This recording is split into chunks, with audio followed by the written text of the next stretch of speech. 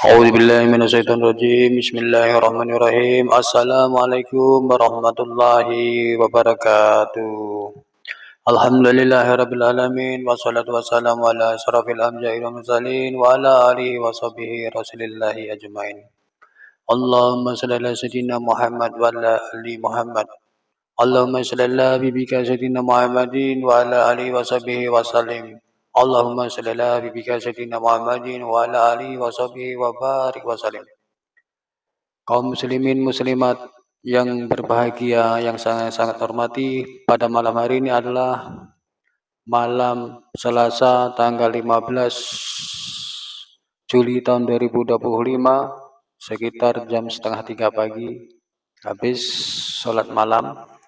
Ini adalah pertemuan ketiga yang merupakan masih pembukaan atau mukadimah dari kajian kita tentang kitab Roh karya Ibnul Qayyim Al-Jauziyah yang judul kitab aslinya adalah Ar-Ruh li Ibnul Qayyim yang ditulis oleh Ibnul Qayyim Al-Jauziyah, penerbit Darul Kalam Beirut, Jordania, cetakan ke-2 1403 Hijriah 1999 dan cetakan yang ke-9 September 2024. Jadi saya pada malam hari ini cuma akan memberikan pengantar yang ketiga sebelum pembahasan tentang kitab Roh yang sangat mulia ini yang disusun oleh Syekh yang sangat besar namanya dalam ilmu Islam.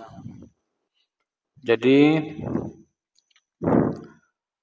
pada malam hari ini saya belum menuju ke inti pembahasan tentang kitab Roh karya Ibnu Qayyim Al-Jauziyah, Ar-Ruh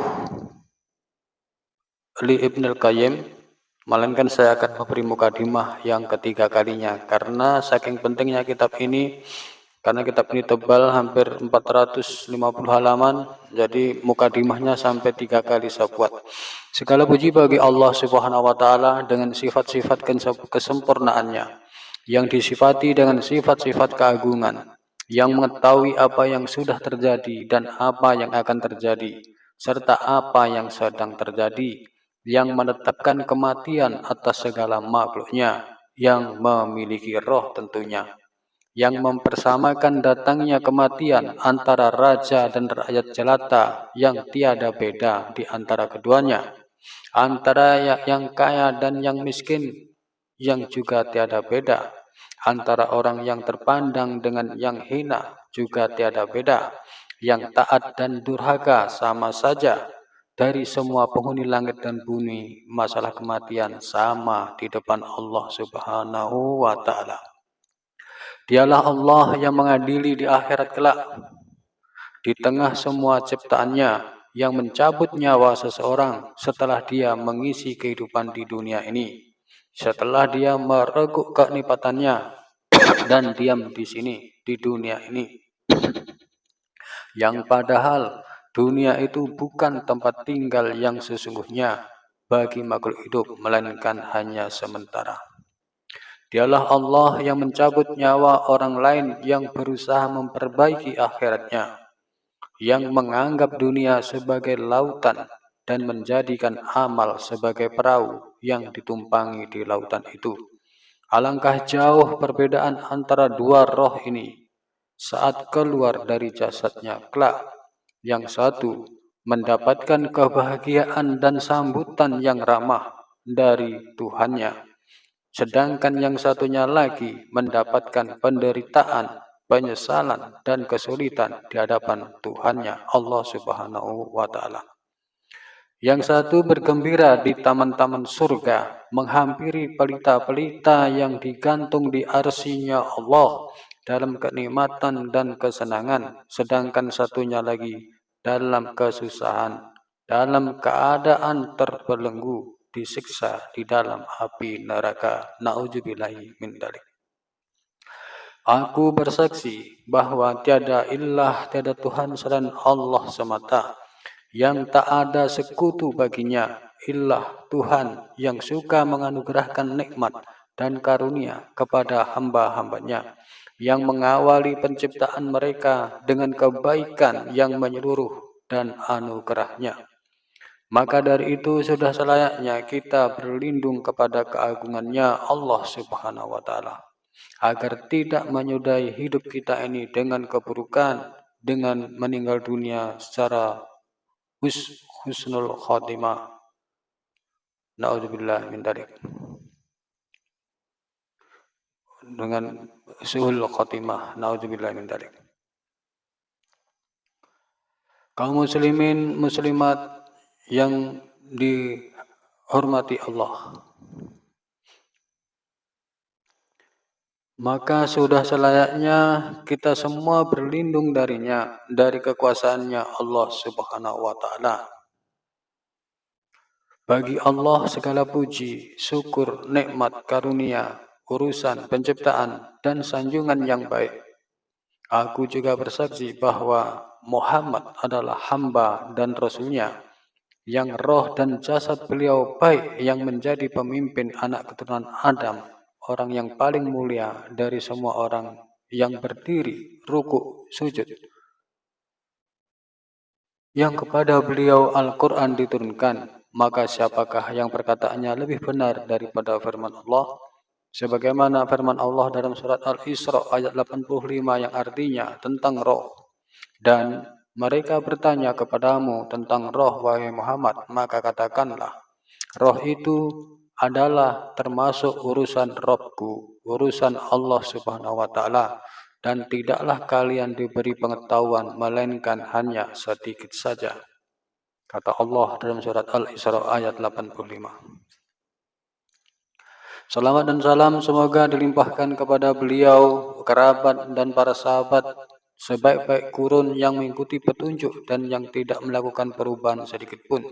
Semoga salawat ini terus berkelanjutan sepanjang usia langit dan bumi sampai akhirnya Allah mewariskan dunia dan seisinya untuk menghadapi hisab dan penampakan. Dalam pembahasan ini adalah kitab yang paling mulia dari Syekh Ibnu Qayyim Al-Jauziyah tentang roh, yang berjudul lengkapnya Ar-Roh li Ibnul Qayyim, yang diterbitkan di Jordania. Tentu sangat besar manfaatnya bagi kita sebagai seorang muslim yang memperdalam tentang ilmu roh dalam rangka untuk memperdalam keimanan kita, di mana tidak ada karangan atau karya kitab lainnya yang menyerupai kitab ini menurut saya. Akan kandungannya, kedalaman kandungannya, pembahasannya tentang roh dengan berbagai dalil, karena di dalamnya terkandung berbagai faedah yang mengagumkan, yang menurut saya tidak terdapat dalam kitab lainnya yang telah saya temukan. Di dalam pembahasan ini terkandung pula berbagai pertanyaan yang berkaitan dengan roh orang-orang yang sudah mati maupun roh dari orang-orang yang masih hidup di dunia ini, disertai dengan dalil-dalil dari kitab, sunnah, atsar, dan pendapat para ulama yang pilihan. Saya tidak tahu apakah harus bertanya kepada pengarangnya, semoga Allah mensucikan rohnya, lalu dia memberi jawaban, ataukah dia sendiri yang ditanya tentang sebagian masalah, lalu jawaban yang diberikannya cukup panjang lebar. Yang saya tahu, hal ini terlepas dari pidato yang dia sampaikan atau jawaban dari pertanyaan yang dilontarkan. Yang pasti, dia sebagai pengarang, Syekh Ibnu Qayyim Al-Jauziyah sebagai pengarang dalam kitab ini, kitab tentang roh ini,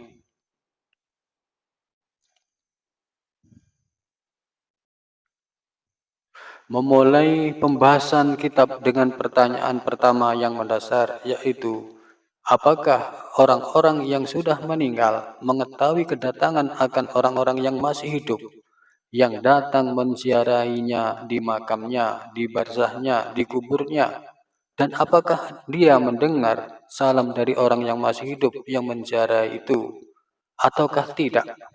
Ini pertanyaan mendasar yang dibahas dalam kitab ini. Hanya Allah lah yang layak dimohon dan diharapkan pengabulannya agar melindungi kita dari kekeliruan dan kepalsuan, agar memberikan taufik kepada kita berupa niat, perkataan, perbuatan baik, agar mengangkat derajat pengarang dari kitab ini, agar masukkannya ke dalam surga di barzah maupun surga di akhirat kelak. Amin. Akhirnya inilah pembahasan yang sangat dinanti-nanti oleh kaum muslimin dan muslimat yang ingin memperdalam pondasi Islamnya, terutama tentang roh, karena roh adalah salah satu dari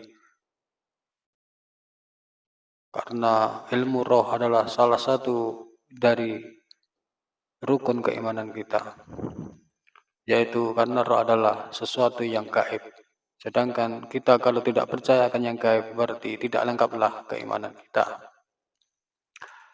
Inilah kitab karangan dari Syekh yang sangat terkenal, yang alim, penerjemah Al-Quran, yang beliau juga memiliki ilmu yang baik, berjuluk sebagai Syekhul Islam. Beliau juga menjadi panutan manusia. Pengarang kitab ini juga sangat tajam kata-katanya, yang menjadi pewaris para nabi, yang menjadi sandaran para mufasir.